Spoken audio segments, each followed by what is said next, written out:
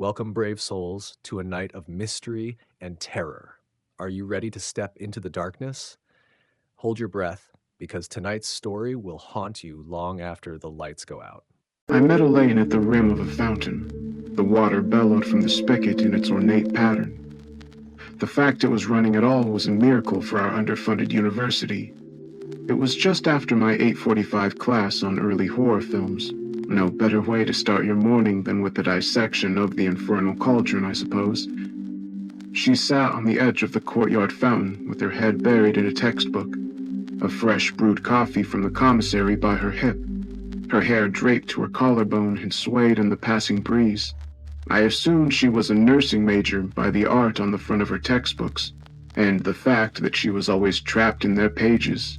I assumed she had a keen mind, top of her class, even by the way she was constantly scribbling on her notepaper. I assumed she had a boyfriend waiting for her back home, but I was tired of assuming. Perhaps it was the way the sun peeked over the clouds, or the water playing the perfect score in the background, or it may have just been the pressure of summer vacation's approach. Whatever it was, on that morning of May 27th, the frame was absolute perfection. So I took the shot. I sat next to her and made some comment about the book she was reading that I couldn't possibly remember. She laughed at it, though. Out of nervousness or pity, she would never tell, but the laugh offered all the confidence I needed. We left that morning with a date planned, and then that date with another, and another, and another. She said yes 6 years later to the day. We took a trip to the largest resort in our state. We made sure the sky was clear, the crowds were minimal, and the flowers had bloomed. I got off my knees to embrace her. She was elated. Her smile, her embrace, her scent, every detail was just as I imagined. I managed to discover another frame as flawless as the day I met her. From there, we made a beautiful film of our life together. She was a nurse at the leading hospital in the area. The hours were grueling, but she felt rewarded by the lives she touched. I, while not making it in Hollywood, got contract videography work for advertisements and weddings that kept me busy enough. Then, 2 years after our wedding day, I opened her present to me on our anniversary. In the box was a stick with 2 bold red lines, and the film of our life was made entirely of perfect frames. Then the baby was born. The harsh light from the hospital room nearly melted the creases of my wife's face away. Her breath was rapid, having just expelled the baby from within her. Eons passed as we waited for the cry. The buzz of fluorescent light bulbs overhead rattled the room. The indistinguishable scent of sterilization masked with the scent of birth like a fishing net. The cry was not as expected. It was merely a hic, a gasp, and choking. I caught a glimpse of the baby before the nurses rushed him out of the room. His spine bent as if a string yanked the back of his head to his heels. His torso was a stump compared to the ski pole limbs attached, and the eyes, bulging from his skull, they clung to their sockets like balloons inflated in a roll of duct tape. The doctor said they had never seen a disorder like this before. Months of ultrasounds and blood work showing a healthy boy, only for this to be the result. It was as if he was mutilated during labor. Elaine and I were not the same. We talked less and less as every breath now needed to be spent on keeping it alive a little longer. The baby continued to breathe and feed, although through a tube. She loved the baby. She devoted everything she had to it, and I was in disbelief. I hoped to wake up from the nightmare that became of us. That the pregnancy doctors we talked to were right, and a healthy baby was still on the way. Elaine didn't return to the hospital for work, even after the maternity leave expired. I stopped taking contracts for video work for a year. The offers completely dried up in that time. That was until I received an email with the to-the-point header documentary request. Documentary work had always been an interest of mine. Since weddings and advertisements are mostly shot at the mercy of the client, I was more than interested in being the driver for a project.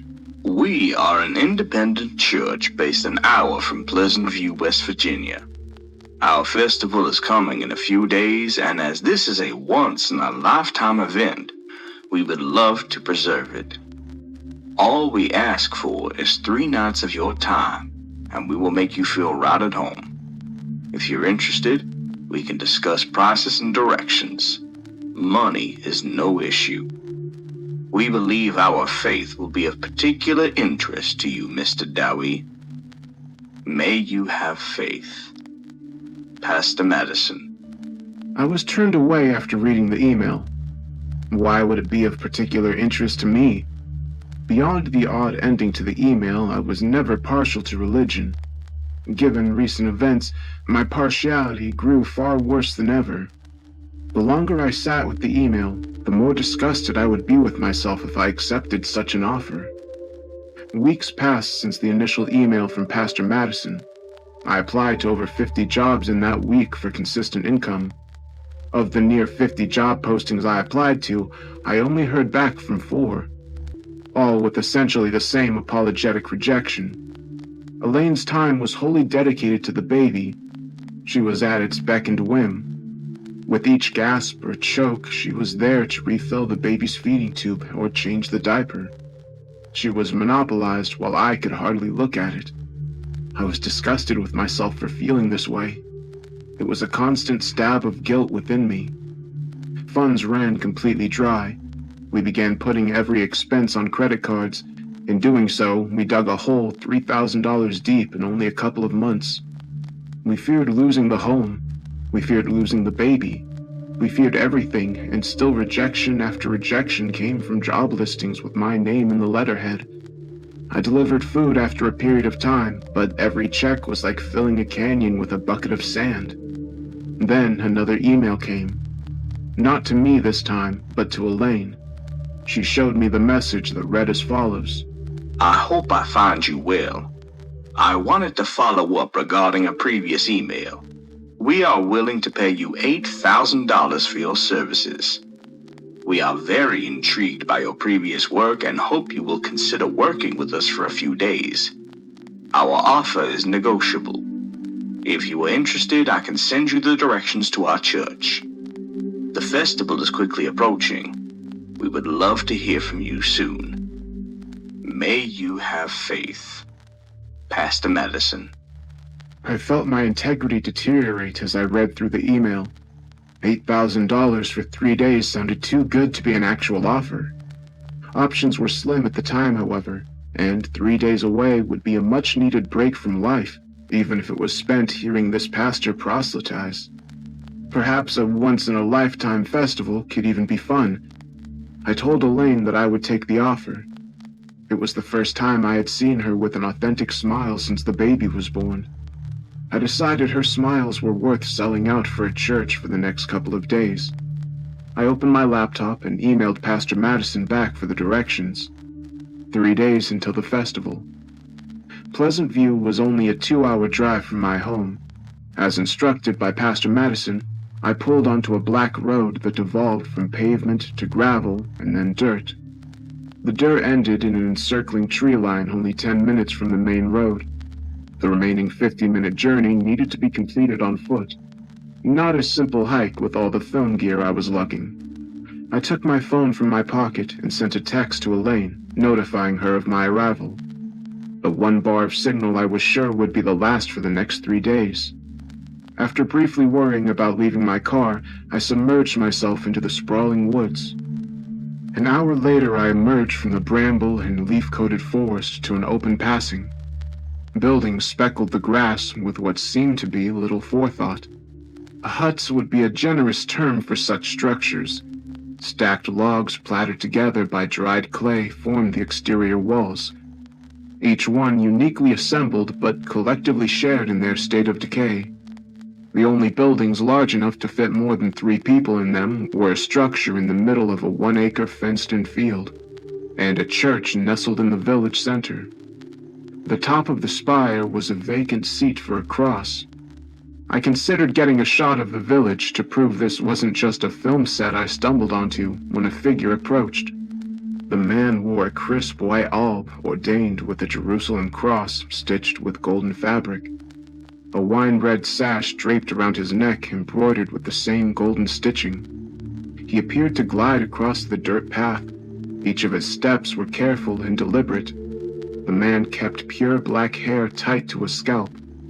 No evidence of hair remained below his eyebrows. Gray didn't dare show regardless of the wrinkles appearing at the corners of his eyes. His irises cloaked his pupils perfectly. Pastor Madison, I assume, I said, extending my hand. We appreciate your time, Mr. Dowie. His voice was smooth, as if the world's troubles were just set at ease. His hand was soft and light as it shook mine. His presence was strangely inoffensive, like it was constructed to never be disliked by any stranger. Please take this. He extended an envelope. Upon opening it, I found a check for $4,000. The other half I was sure would come after the festival. It seemed rude in that moment to confirm. He had a nature that was difficult to question, so I thanked him for the early payment and put it into my wallet. The picture of me and my wife met my eyes from the billfold. Our smiles are carved onto our faces. I remember the intense labor it took to wear a smile that day. We peeked over the vast white nothing, introduced to the image by a crease of my own making nearly a year prior. I felt a stab in my gut each time I saw the image. The crease did not prevent the stab, but the crease remained. Allow me to show you around our town before your first service. I felt as though there wasn't much I couldn't see from our current position, but I obliged. As we walked toward the heart of the village, he directed my attention to each of the structures, giving a story of each of the families who lived there. He spoke glowingly of each family and named each member. He pointed my attention to the creek where they washed their garments, the open field where the children all played, and the rickety well that dried into nothing more than a safety hazard, to be avoided at all times. But I could barely hear his hypnotically mundane voice as my attention was drawn to the fenced-in field. A group of women knelt by one of the standing cattle. They rubbed and kissed the animal's belly as they sang. I thought to ask the pastor about the strange display, but decided it would be best to hold my tongue. His nature still difficult to question. He spoke instead. The sun is almost down. It is time for our service. A smorgasbord of color, fueled by the full moon painted window frame shapes around the room. Candles shifted the shadows in a mesmerizing sway. Pastor Madison prepared to deliver his sermon to the village residents, filling the 30 pew seats.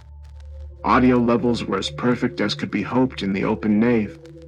The rustles and mumbles of the congregation ceased when Pastor Madison stepped forward to begin. Let there be a time for each of us, a time beyond the trials of today that we may find all things. Upon rechecking the viewfinder, there was a little too much headroom above the pastor.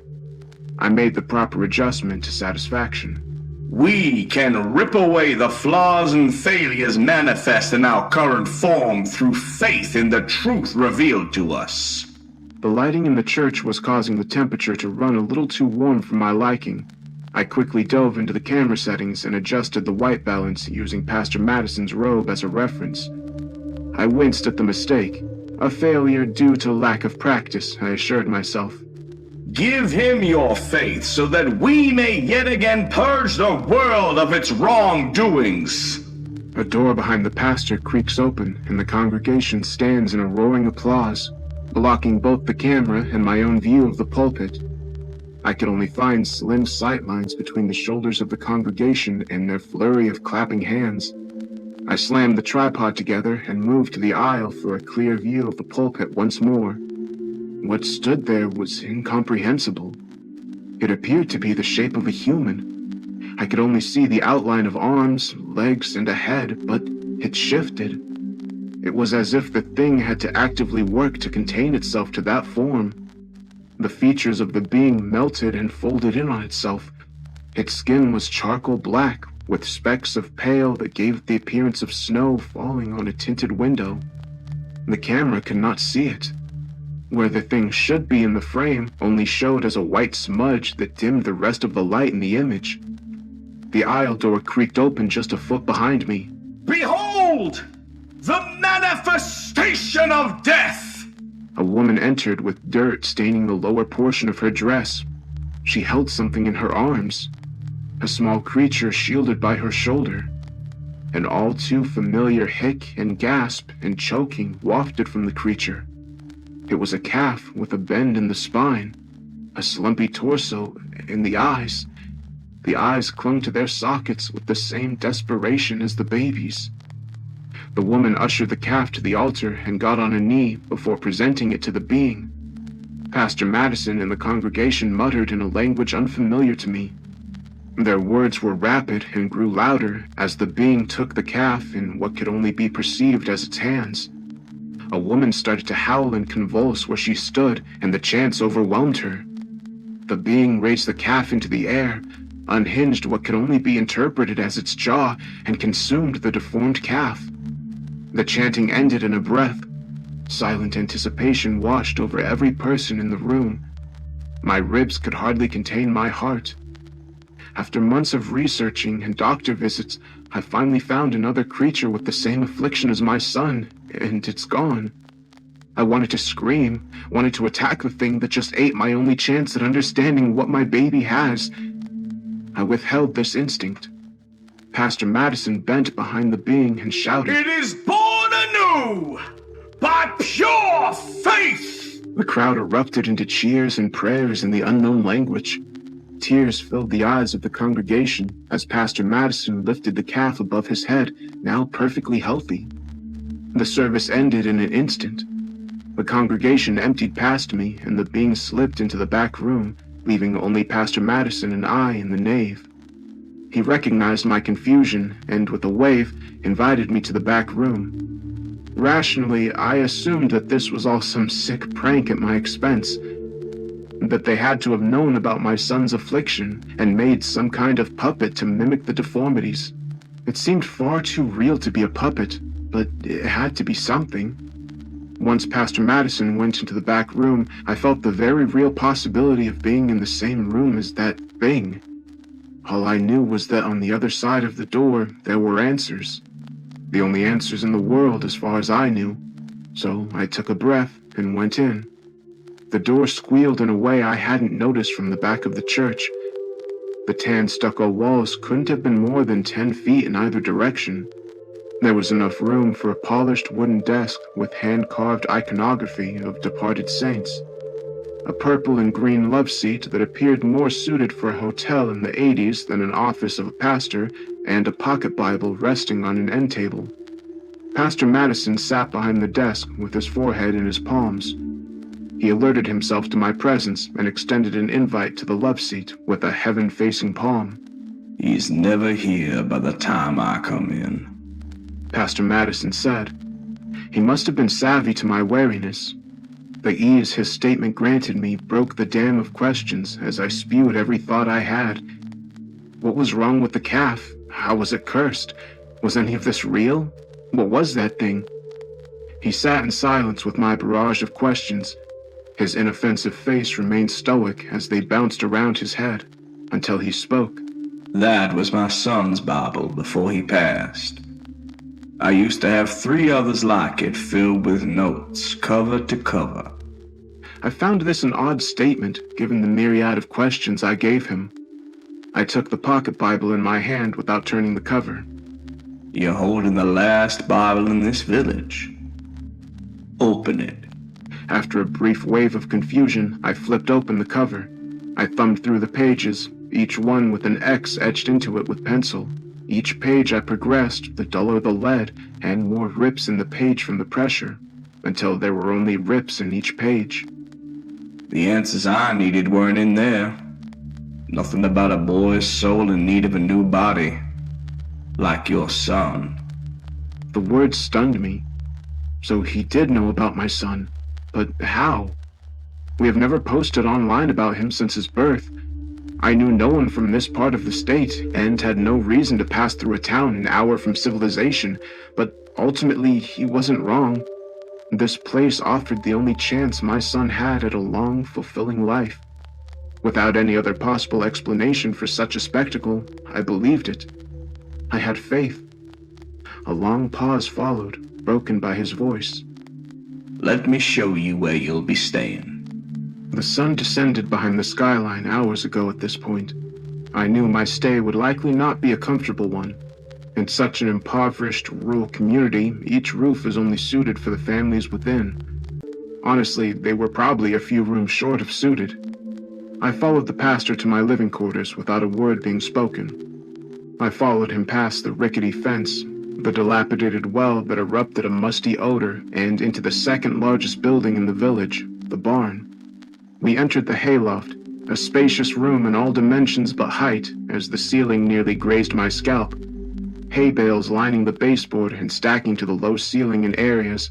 An iron-framed bed sat below a broken window, paired with a bucket to its side.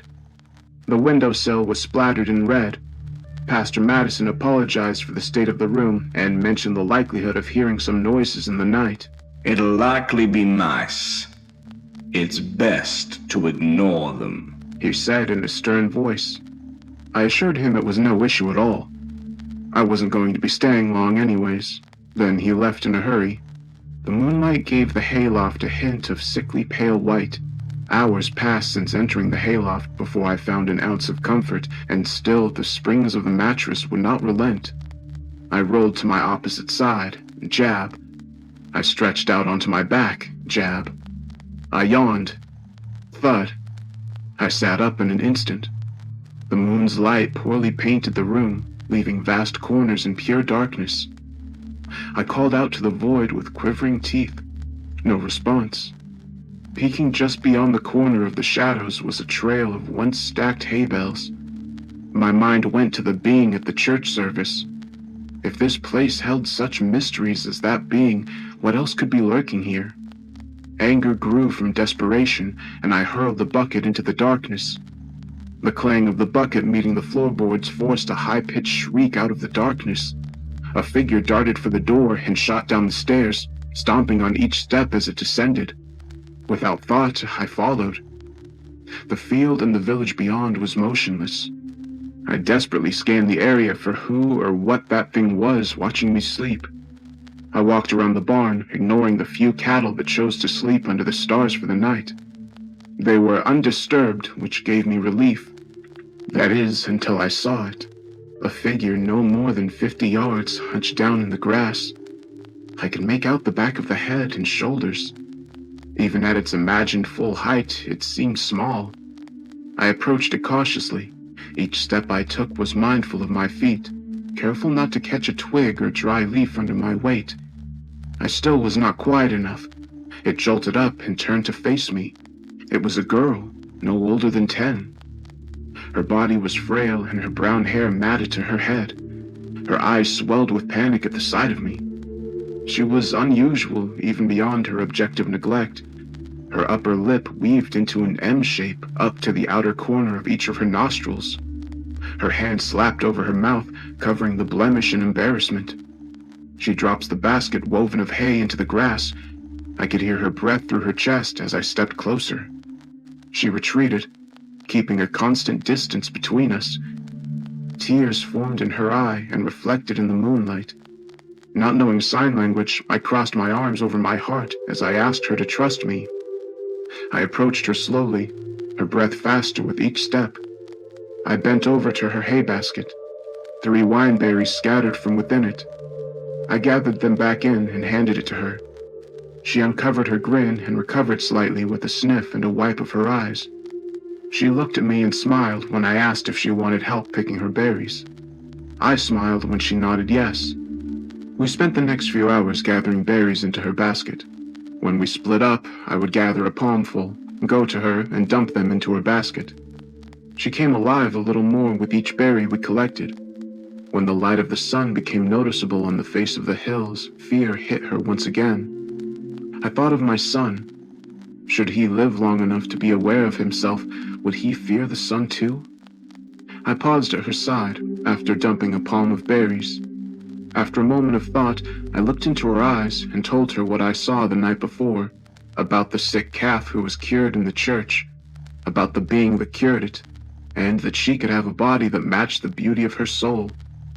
I hoped she would be elated to hear the news, that she would be excited to go to the church with me that evening and be cured, But she concealed her mouth with her palm once again and ran for the barn, her eyes once more filled with tears.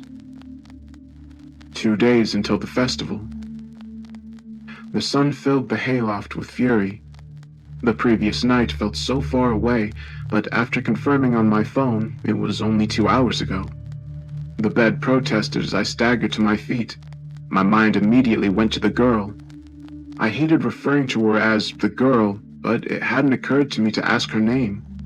The floorboards cracked and popped as I approached the stairs. My mouth opened to call her, but ultimately, the air was best if left silent. I descended the stairs with my camera equipment alone. The morning light intensified to midday after shooting B-roll of the church, barn, and a couple other residential buildings. As the day aged, I got some shots of the village residents. A wife rinsed the family laundry in the creek and pinned them to the clothesline. Her right leg, just a few inches shy of her left, gave her a distinct limp, assisted by a twisted wooden cane.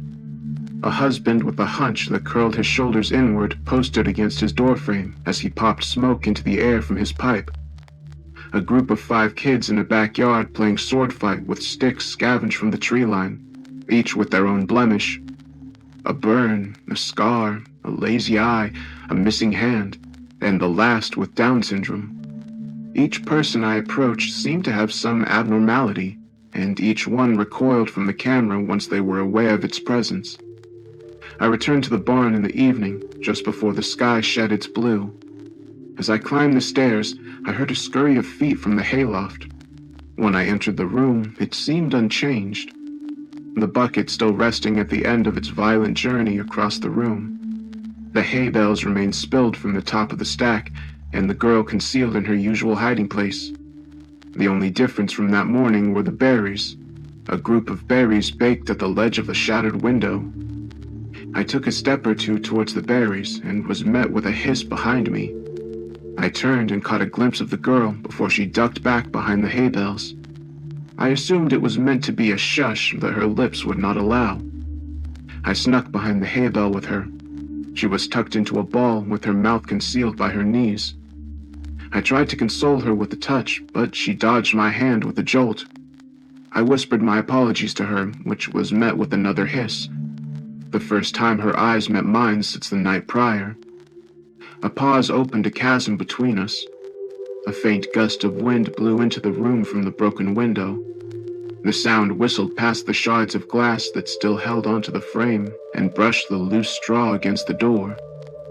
The sound was enough to pique the girl's interest. She darted her head around the bales of hay for a glance at her berries. She remained unchanged. She paused at this realization before retreating behind her knees once more. I offered an apology for offending her, and that my intention was not to hurt her feelings at all. She offered nothing in response. After a moment of consideration, I fished in my pocket and revealed my wallet. Flipping open the fold, I removed my family portrait from its plastic sheath. The crease held firm by the pressure of time. With pins in my lungs, I flipped the white corner to reveal my son. His form was just as haunting as the first day I saw him. I turned it so she could see. I told her of my son's ailment, that he has looked that way since birth, and that I now see that he can be cured here. She tapped my son with her pointer finger. I couldn't gather the meaning by the look in her eyes, but I assured her she wasn't wrong to see that he looked like the calf born here on the first day. She didn't care for that interpretation of her pointing. This time she circled him and gently placed her fingertip on his chest. "Oh, his name? His name is Alan." The word entered my ear like a love lost to time. A flame kindled inside of me. My son's name is Alan. The girl's mouth is still covered by her knees, but I could see the corners of a satisfied grin peeking out. I asked her what her name is. She froze in thought for a moment before raising her fist and shaking it up and down at the wrist. I chuckled at the display. Thankfully, she joined in the amusement. Shake? Punch, maybe? Knock? She shrugged, accepting that answer, realizing it was no longer worth the effort. Another breeze wandered into the room, this time with much more life. She stopped and quickly peeked around the hay. Sitting on the windowsill with a beak full of berry chunk was a vibrant cardinal. Nock revealed her smile at the sight of it. It was her perfect shot. I looked back down at the family photo before reintroducing the fold and tucking it into the sleeve of my wallet. Our cardinal would soon come. Our perfect shot. The sun dropped from the sky, and with it, my time with Nock briefly expired. I offered her my goodbyes, gathered my filming equipment, and left for the church. The building felt different at night.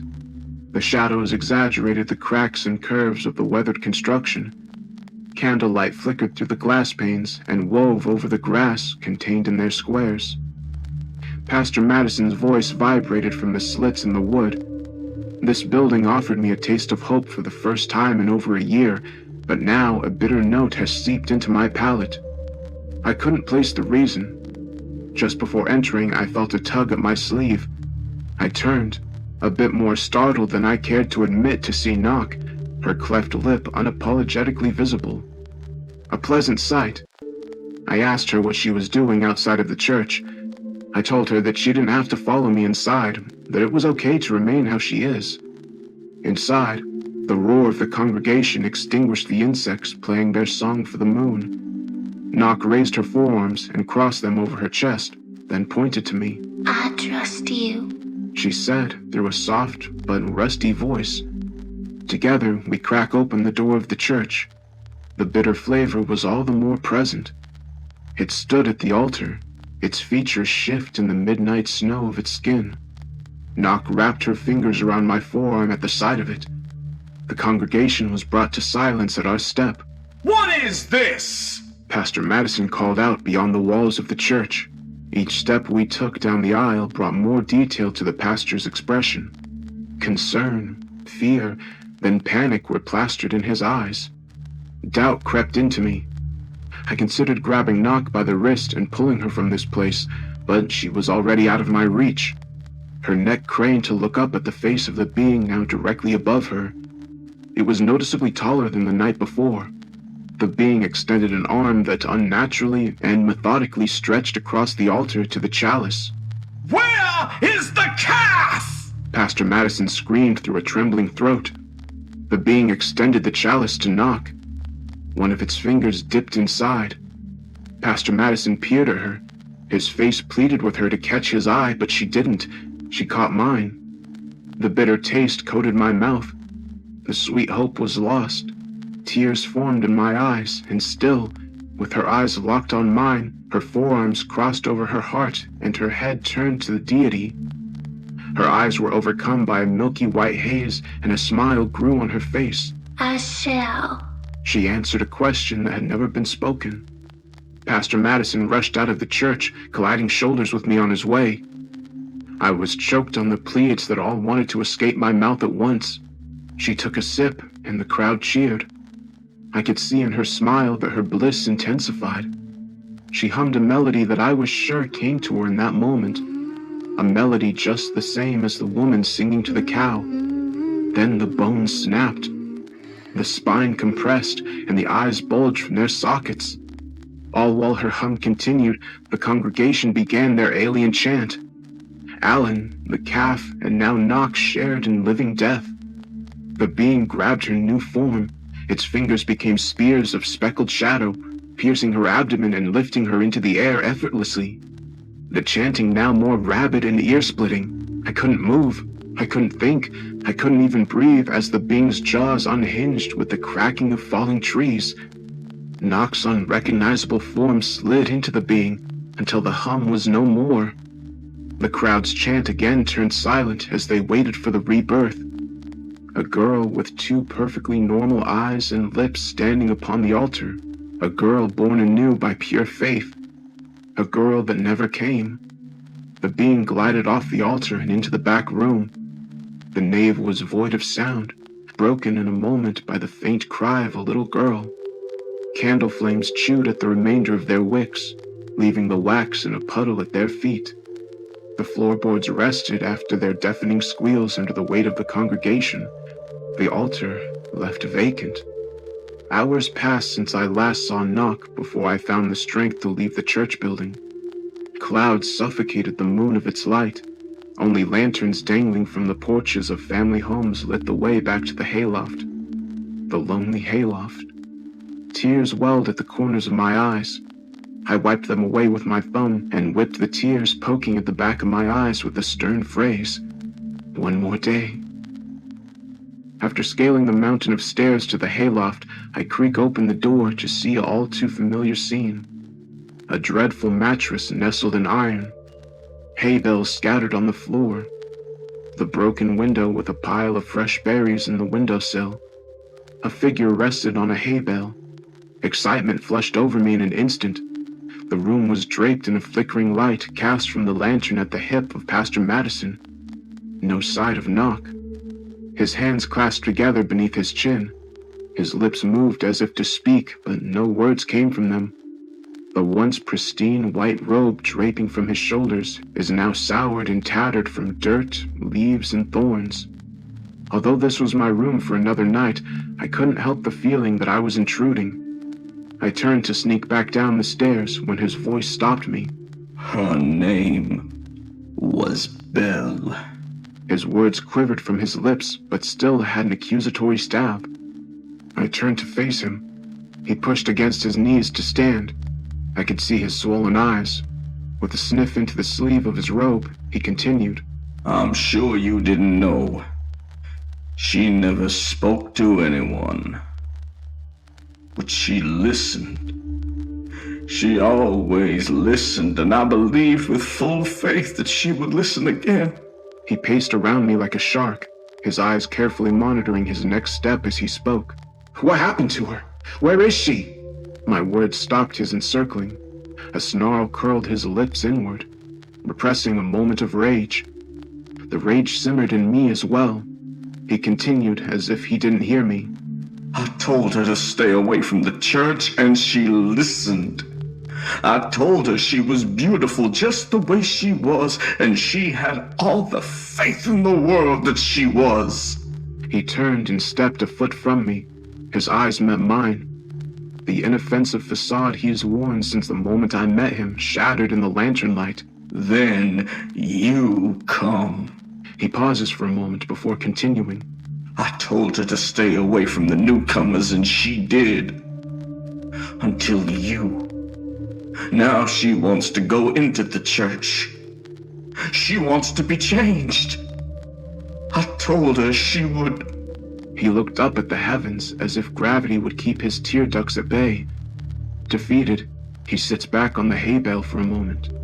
I told her she would see her brother again. The words were faint like the wings of a gnat. A pause followed, filled only by our breath. What happened to her? I insisted with a stern voice. He eased to his feet with the lantern in hand. She lost her faith, he admitted. I tracked him as he walked to the top of the stairs. Keep the faith, Mr. Dowie. That is all I ask. He whispered with a growl in his throat. Then he and his lantern faded down the stairs, leaving darkness in their wake. The day of the festival. The morning beat my eyelids open with a blinding ray. I begrudgingly stood from the clutch of the rickety mattress. I looked at the camera gear I stacked in the corner, batteries glowing their solid green eyes as they hang on the sockets in their chargers.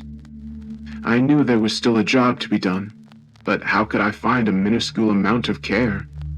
I started to grow concerned that I wasn't there to film the documentary anyway. I left the hayloft empty-handed, descended the stairs, and walked. I circled around the family huts. Every face I saw wore a smile. Many of the children danced or ran through the open grass. A couple of residents even waved hello.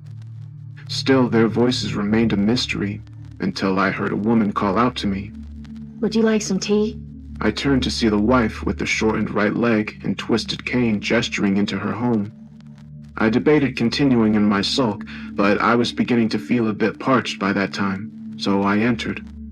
The interior was just as dilapidated as the outside. Cobwebs dressed the corners of the single room. Splinters of sunlight glowed between the decayed wood paneling.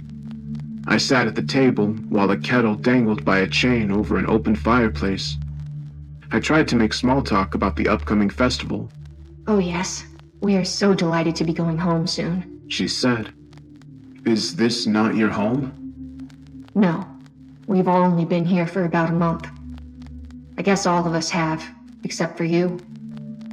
I remember when the pastor finally messaged you.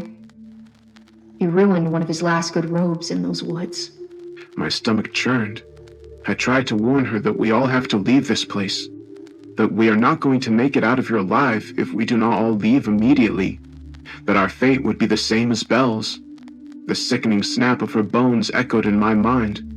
Her lips turned, not in fear or concern like I hoped, but in pity as she tapped her finger against the handle of her cane. I was real sorry to see what happened to your girl. But we were all promised a cure. And we have the good faith to get it. Evening rolled in with heavy dread. People gathered outside of the barn for the festivals. Lanterns hung from broken broomsticks and pitchforks stuck into the dirt in the open field by the barn. The light circled the cluster of people as they danced, laughed, and clapped to the tune of a fiddler with a missing foot. I stood outside the cluster. My camera equipment was still resting in the hayloft. There were no perfect shots here. I watched the tree line. I contemplated making the trek to my car 1,000 times that day to avoid what was sure to be a grisly display. But every time I look, it feels more like a wall, like there was truly no space between the trees. We were all ensnared. A figure approached from the dirt path connecting to the center of the village. I dreaded the deity's approach, but this figure was far too pale. It was Pastor Madison, a sight that made my brows sweat even more. He balanced 2 trays of identical chalices on top of each other in his hands. His robe still tattered from the night before. Now is the time for each of us. The time to shed our flawed reality and be born anew. Please grab your cup, everyone. Pastor Madison called over the crowd, the facade glued together again behind a pleasant smile. The group did what they were told, each one grabbing their cup and stepping away from the cluster that formed around Pastor Madison. The cluster dwindled until there was 1 cup remaining on the tray. Pastor Madison caught me in his gaze in an instant. My spine squirmed within me as he approached. The last cup extended. Be of good faith for your son. He whispers through his teeth with the cup extended to my chest. I take it and consider his words for a moment. Despite what happened to Belle, could this still be the only chance my boy has? I looked down into the cup. Black liquid reflected my image back at me. I watched as my face distorted to the ripples. Drink, and you shall be made in the true image. Pastor Madison called over his followers. One by one, each of them sucked down the black ichor with hearts full of faith. A portrait of myself on a dust canvas stared back at me again from within the chalice. I turned and walked to the well, dumping the cup into the chasm. However, the sound that arose was not that of liquid meeting its likeness or ichor splashing against concrete. It was a peculiar sound. I peeked over the cobble wall to investigate. A pit of despair awaited me. At the bottom of the pile was the faithless and faithful alike, a mantle of distorted hooves and fur amassing dozens of corpses. At the peak of the atrocious pile lay a body of contorted spine, bulging eyes and cleft lip, skin sucked to bone, leaving only the shell. I ran for the tree line, rushing past the collection of doomed followers sucking the last of their poison. A warm melody trickled from the lips of the most eager, an opener for the thunder of crushing bone. I gave myself no time to pity them. The tree line was just meters away and coming fast. I suppressed the sinking feeling of being trapped in there. Escape was my sole thought, even if I had to smash through an invisible wall. The space between the trees caved as easily as the rest of the evening breeze I sprinted through, realizing that the wall was not constructed by the deity, but by my own fear gave me a slight ease. But true peace was much farther from this place. I refused to break stride. The bramble and thorns tore crimson twine into my flesh. Their sting went unrecognized as I fixated on the distance. My lungs burned as they filled with gulps of air. My legs ached as they shoved the earth behind me. After what felt like miles, my skin decided to alert me to the damage of what a thorn bush can do. I collapsed. It had to have been 15 minutes. There had to be a break in the trees just a few more steps away. My car, and therefore safety, had to be just ahead. I checked over my shoulder, half expecting the staticky, amorphous apparition to step out from behind a tree and devour me whole. Instead, it was empty between the trees. Only lullabies from the legs of crickets filled the forest. Resting in front of me was a puddle left undisturbed by my frantic presence. In my exhausted state, the sight of water was a blessing. I take handfuls of water and splash it into my face. A reinvigorating coolness eased my body and steadied my mind. A drink was tempting, but the murky dirt swaying in the current of my creation muted this temptation. When the dirt settled and the water stilled, the remaining light of a gruesome day sculpted my reflection. The reflection I had seen all my life seemed special on that day. I fished in my pocket and pulled out my wallet. I pulled our family portrait from its plastic sheath, my wife and I, feigning joy over a pale white void. Carefully, I unfolded the picture, banishing the void to the unseen and introducing Alan to the picture. The one of the few times he could be seen in the photo since it had been taken. I could see his ears slightly spread from the sides of my head in the puddle. His nose thin and pointed, just like the one looking back at me from the water. His bottom lip full and plump, just like that of my wife. I could feel the army of guilt charging, piercing their swords into the back of my eyes. My sorrow leapt from them and into the puddle one by one. My lip trembled under the weight of my shame. I took the wallet back out and holstered the photo, leaving our family intact. The scar on the crease remained, but the sight of all three of us cooled the burning in my lungs, eased the ache from my legs, silenced the alarms from my skin, and for the first time since Alan's birth, prevented the stab in my gut. My journey home continued with a rejuvenated vigor. No longer was I just running away from the horrors of the village, but to my family. The thought of returning to them brought me a joy I hadn't felt in some time. The air felt lighter, the insects more pleasant, the trees more beautiful. After only a few minutes of walking, the forest released me. My car remained unchanged from the moment I left it. Home felt like a short drive away. I fished for the keys in my pocket when I noticed something on the other side of my car. I crept around my vehicle and was left appalled by what lay before me. Eleanor's car, fully equipped with Alan's car seat. The wall I thought was only in my mind was finally in front of me, and I had to turn back. The limbs of the forest tried to ensnare me. Their claws and spears tore crimson threads in my skin, leaking into ropes. The puddles captured a shoe from my foot, causing me to stumble but not fall. I pushed forward with no thought of retrieving it. The twigs and pebbles that made the forest carpet prodded at my bare soul with each stride. Night blanketed the woods, making avoiding their painful afflictions futile. The burn in my legs returned.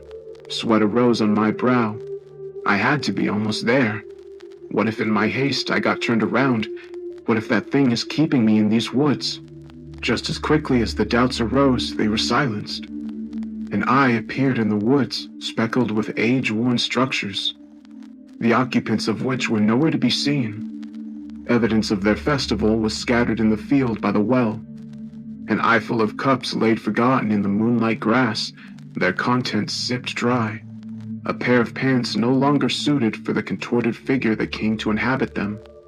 A twisted wooden cane from the woman whose ailment now surpassed its use. The church emitted the flicker of candlelight. That had to be where everyone was. I rushed to it as quickly as my exhausted muscles could take me. The candle flames clung to the last flicker of life as they gnawed at the remaining nub of wick. The puddle of wax escaped the clutches of the candelabras ordaining the windows. The moon hid from this night, leaving the stained glass windows dull and lifeless. Pastor Madison stood at the podium, silent, his eyes not leaving the vacant wood canvas between his clenched hands. Before him was a line of followers filled with the hopes of his teachings. Their bones shifted and snapped out of their sockets. Their spines craned out of alignment. Their eyes were so filled with promise that they now bulged from their skulls. Their legs were twigs, barely reaching the threshold of strength needed to stand. Their protruding knees wobbled under their weight. At the end of the line was Elaine holding Alan on her hip. Their presence in such a place made me ill. I wasted no time in my warnings. I told her what happened, about the cattle with our son's affliction, about the deity that came to cure it, about Belle and the well that houses her corpse. I spoke in such frantic desperation that I must have seemed mad. I studied her face during an insufferably long pause. Her eyes were wide with astonishment. Everyone here looks like Alan, she whispered with confused amazement. Yes, and we have to leave, I said as I turned her to the exit. Her eyes were stuck to the crowd of disfigured people. Panic burned in my gut while attempting in vain to pry her eyes from the spectacle. I could feel her stare beginning to break when I could hear a creak come from the altar. The back door was open. Its presentation of the darkness swallowing the room beyond was a call for Pastor Madison to begin his speech. His eyes and spirit remained low. Tonight is a night of promise, a night of rebirth. As you approach, please do not allow fear to overcome you. As the pastor spoke, the deity unfolded from the darkness of the back room. Its impersonation of the human form twisted its arms into their sockets, shoulders rolled into their presentable positions, spines stiffening into posture with care for each joint, sending its head to the ceiling. The being slid into position in front of the line like fog. The newly deformed congregation marveled at the figure as if it were God returning to ale their troubles.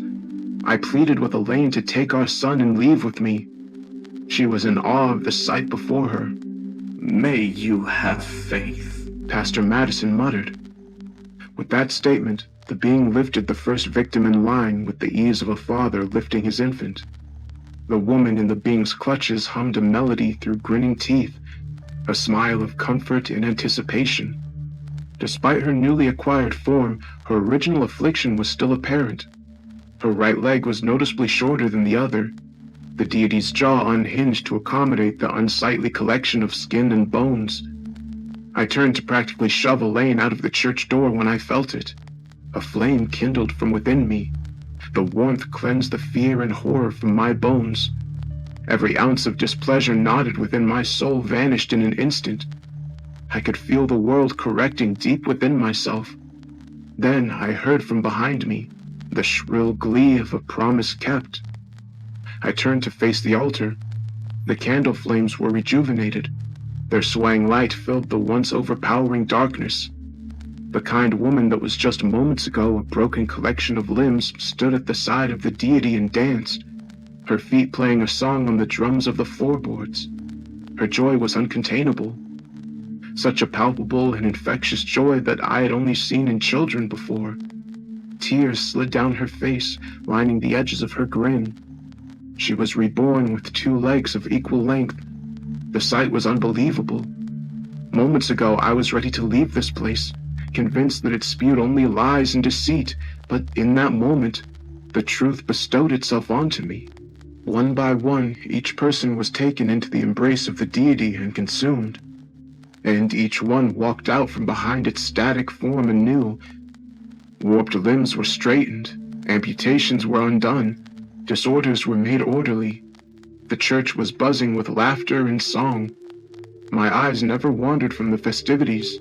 My cheeks grew sore from smiling.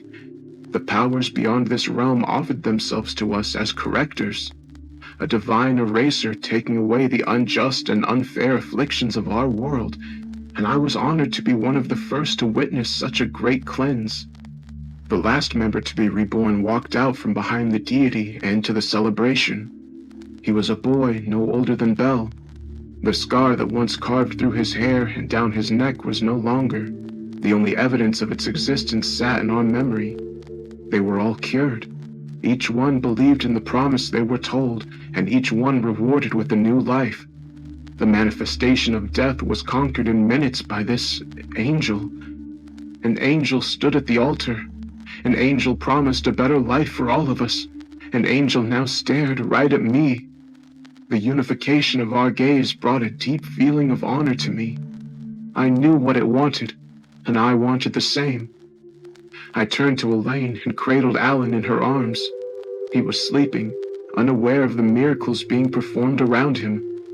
His eyelids failed to conceal the entire pale cornea of his eyes. His neck bent backwards with its usual violence, and I could see the veins running through his needle-thin arms, raising the crimson waters over the bone hills of his elbows.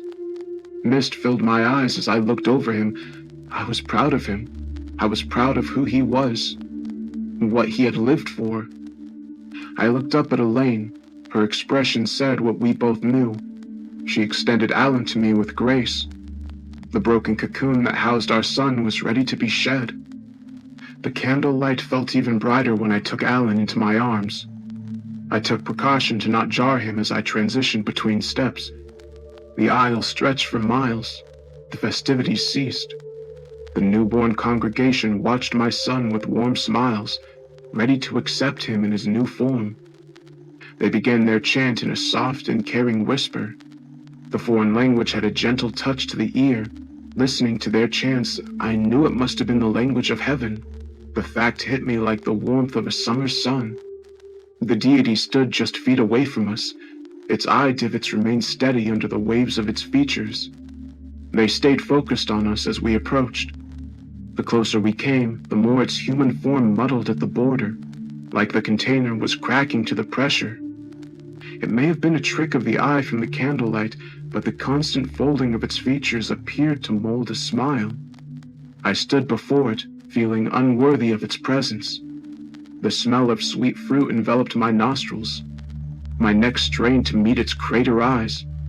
The jostling void on its head molded to the bare minimum to be considered a human-looking face, yet the bare minimum was the most beautiful face I'd ever seen. My cheeks went from a sore pain to a numb acceptance of the smile I'd been wearing. It was as if love and joy manifested in front of me in the form of pure beauty. A song came to me in my bliss. Humming to the tune was as natural as breathing. I knew I had never heard such a melancholic melody before, except maybe once from Belle. It felt comforting that her song would come to me in that moment, that in some way she would be redeemed by my faith, by my son's faith. The deity looking down at me with the loving eyes of a father reached towards Pastor Madison. Its arms was as long as the task required. I watched it elongate to bridge the divide between it and the chalice in the pastor's hands. With the ease of wind, it brought the chalice to my chest. One of its spear fingers pierced the surface of the water within. The black of the finger dissipated into the water, transforming it into the image of the angel, a serving to the impure, an offering to the unworthy. In its dim reflection, I watched the face of the being, unaltered as for the first time it graced me with its words. "Shall you drink of me, and I of you?" Its voice was otherworldly. It was all of creation offering their gratitude and the Creator giving their blessing. It was all things. It was nothing ever heard before. The fire of happiness licked just beneath my skin, blackening my insides. The world beyond that chalice vanished. Nothing had any matter or consequence once I heard its words. All I wanted to do was obey its every command. I wanted to devote everything I was to it. I took the chalice. It was ice to the touch, as if it was pulled from the depths of the Arctic before being placed in my hand. The candle flames were white in color. The gold cup glistened against their glow. The chants from the congregation boiled into a synchronous shout. Their passion warmed me further. It fueled my desire to worship and obey. "I shall," I whispered. My acceptance invited my God's hand. Palm to the heavens and pointed fingertips rested delicately in a row. My son was still resting on my hip. His poor body crumpled at my side, resting the beautiful soul buried within. The hand of God beckoned for him, offered to mold the body in the image of the soul. I handed him my son. The hand grew to accommodate his small frame.